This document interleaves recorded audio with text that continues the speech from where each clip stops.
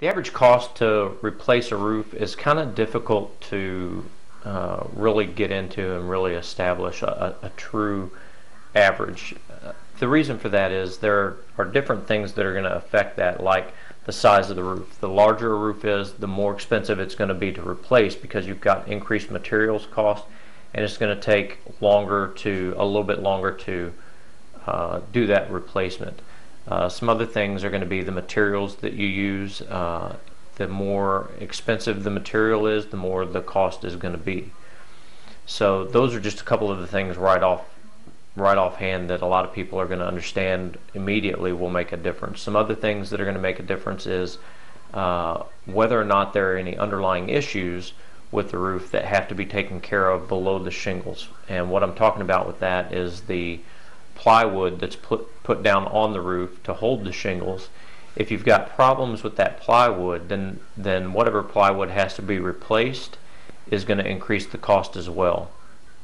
Some other things that might make the roof more expensive is going to be determining whether or not it has to have a complete tear off. And what I mean by complete tear off is when they come in, tear off all the pre-existing shingles and tar paper that is on the roof, and then get it down to the plywood that's on the roof, and then start from there and completely redo it.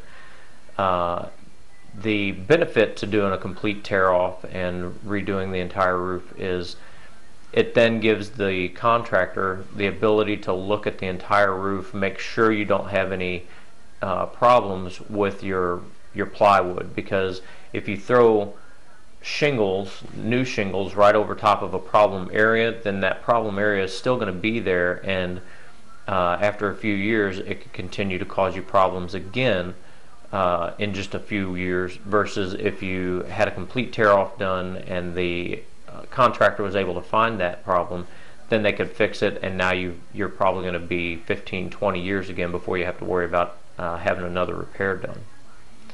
So when you have to do that tear off and take the time to do that, and then there's the cost of that with paying the laborers that have to do that, and then come in and redo that, rebuild the new roof on top of that. So those are a few things that are going to affect the average cost of a roof and why you can't really get a good average estimate. If you like this free video, there's over a dozen more at my website, stlouisroofingpros.com/free.